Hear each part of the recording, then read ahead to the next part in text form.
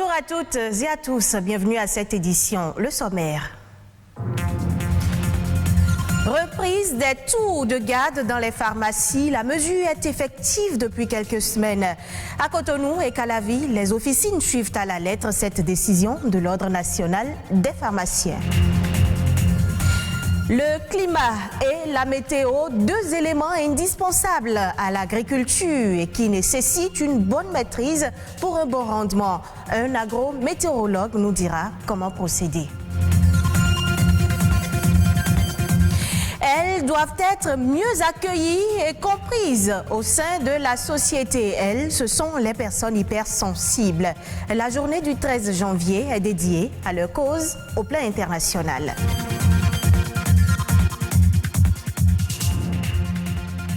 Vous avez peut-être dans votre environnement des personnes très émotives. Ce sont des personnes qui peuvent passer du rire aux larmes en quelques secondes. Elles ne souffrent pas d'une maladie, tenez-vous bien, elles sont juste hypersensibles. Ce 13 janvier est une occasion pour sensibiliser la population afin que les personnes hypersensibles soient mieux accueillies et comprises. Ils ont parfois des réactions excessives et se laissent submerger par leurs émotions. Ils ne souffrent pas d'une maladie, ils sont juste hypersensibles. Selon la psychanalyste américaine Hélène Aron, une personne sur 5 serait atteinte d'une hypersensibilité émotionnelle, une affection qui peut être aussi sensorielle. Au niveau des émotions, des individus qui pourraient rien se mettre par exemple à pleurer, on peut avoir aussi une hypersensibilité par rapport à la peur. Comme on peut avoir une hypersensibilité par exemple au niveau de l'odorat. Donc on constate chez ces individus-là par exemple que lorsqu'ils sont dans les détails par rapport aux odeurs, donc ils arrivent bien facilement et rapidement à percevoir certaines odeurs, ce qui peut provoquer parfois chez eux une irritation et au niveau du nez. Certains peuvent être hypersensibles au niveau de la peau, par exemple. Certains peuvent être hypersensibles au niveau de l'ouïe. Généralement, très peu de personnes ont réellement conscience de leur hypersensibilité. Même si elle n'est pas un trouble médical pour être soigné, ceux ou celles qui en souffrent peuvent apprendre à vivre avec.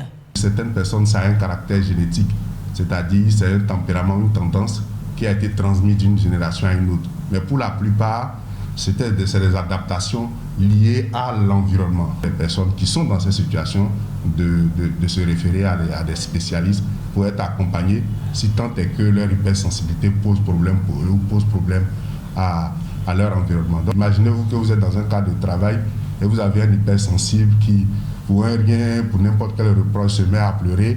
À un moment donné, l'environnement, c'est un peu gênant pour l'environnement. L'hypersensibilité n'est alors ni un choix, ni un caprice.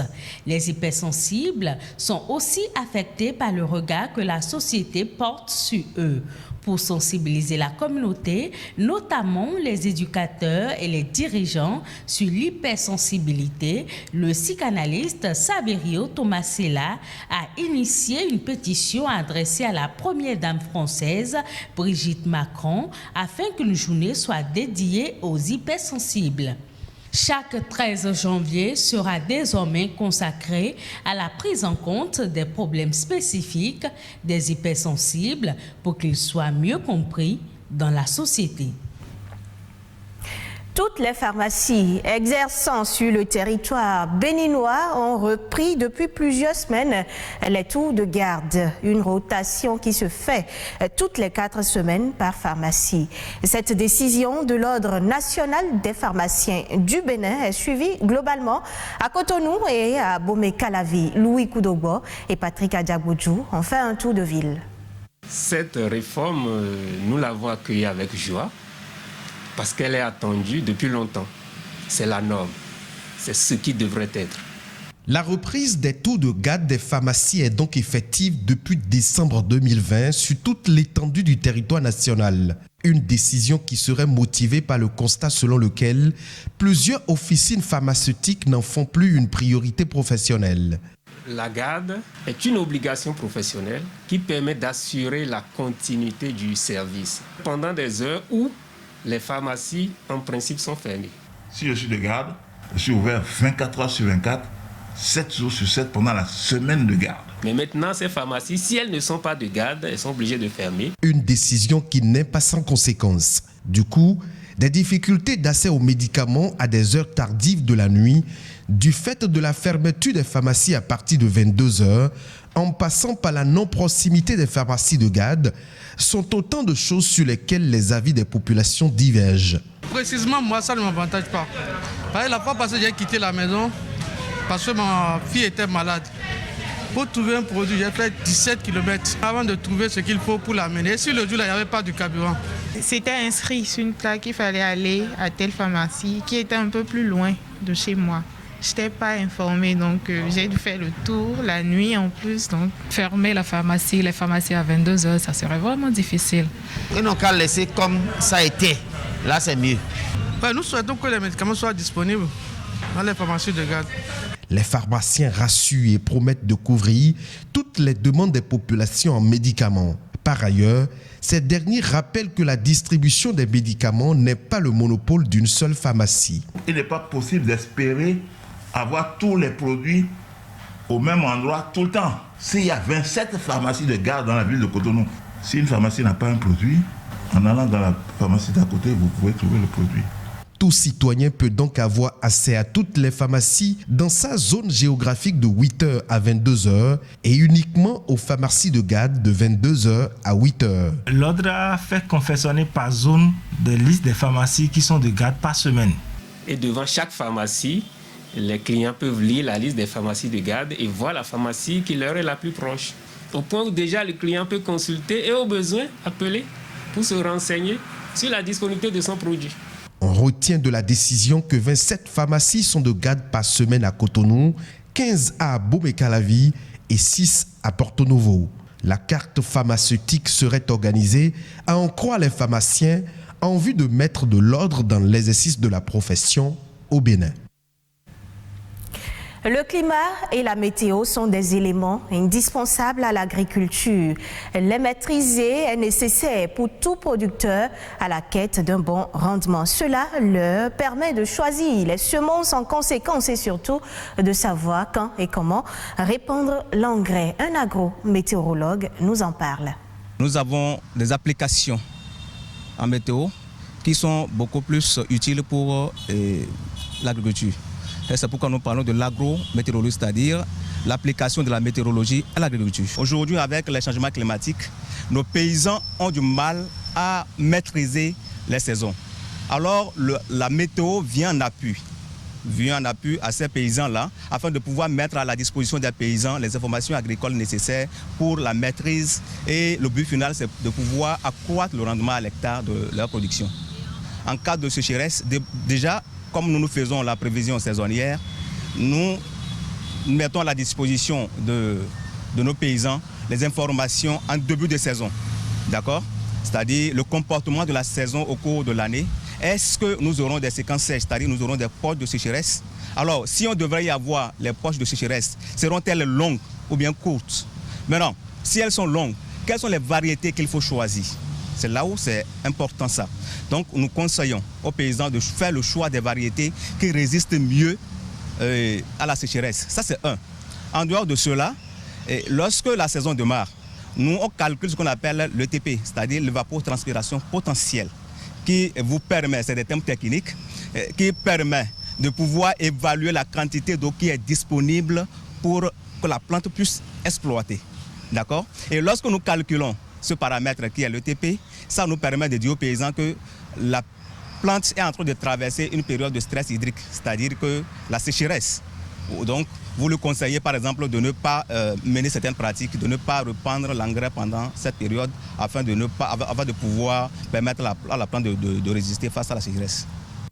Quelques informations hors de chez nous dans ce journal. Les autorités des Seychelles ont lancé dans la matinée du dimanche 10 janvier dernier la première campagne de vaccination de masse contre la Covid-19 en Afrique. Le président Wavel Ramkalawan a été le premier à se faire vacciner à l'hôpital de la capitale Victoria au cours d'une séance retransmise en direct par les médias. Il s'agit du vaccin chinois Sinopharm. Le président a par ailleurs déclaré que les Émirats arabes unis ont fait don de 50 000 doses de vaccins Sinopharm à l'archipel, ajoutant que 20 000 vaccins d'une autre marque offerts par le même donateur devraient être bientôt réceptionnés. Un autre don de 50 000 doses du vaccin d'Oxford AstraZeneca fait par le gouvernement indien devrait arriver aux Seychelles avant la fin du mois de janvier. Le gouvernement séchellois envisage de faire vacciner environ 70% de la population d'ici 2 à 3 mois, soit un total de 69 000 habitants. Il faut le dire, d'autres pays africains devraient bientôt emboîter le pas à l'archipel pour démarrer les campagnes de masse contre le coronavirus.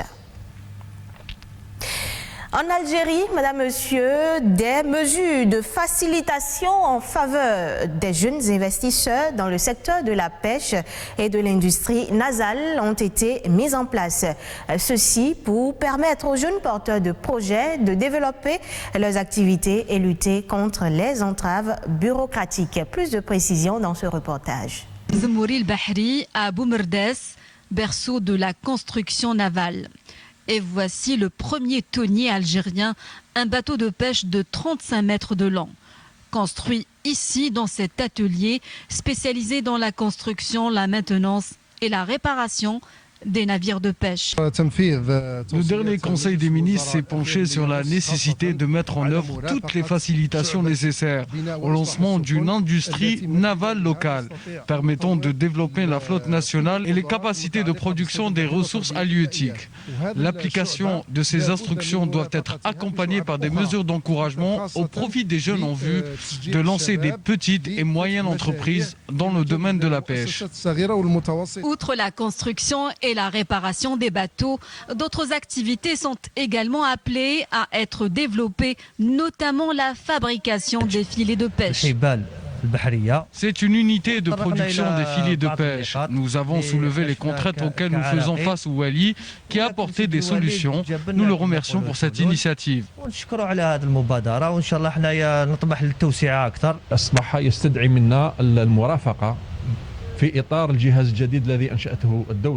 Nous allons accompagner les investisseurs dans le cadre du nouveau dispositif qui entrera en vigueur dans les plus brefs délais, à savoir l'Agence nationale de soutien aux start-up. Nous avons invité cette entreprise à l'extension de ses activités dans le cadre de ce nouveau dispositif. Et nous allons également l'accompagner avec le ministère de l'Industrie pour obtenir les agréments nécessaires pour promouvoir ces produits sur le marché national et international. Longtemps négligée, l'industrie de la pêche est appelée aujourd'hui à s'affranchir des pratiques bureaucratiques comme tant d'autres secteurs en Algérie afin de contribuer à l'édification d'une économie forte et diversifiée. Retrouvez ce journal sur le www.ortb.bj. D'ici à ce soir, portez-vous bien.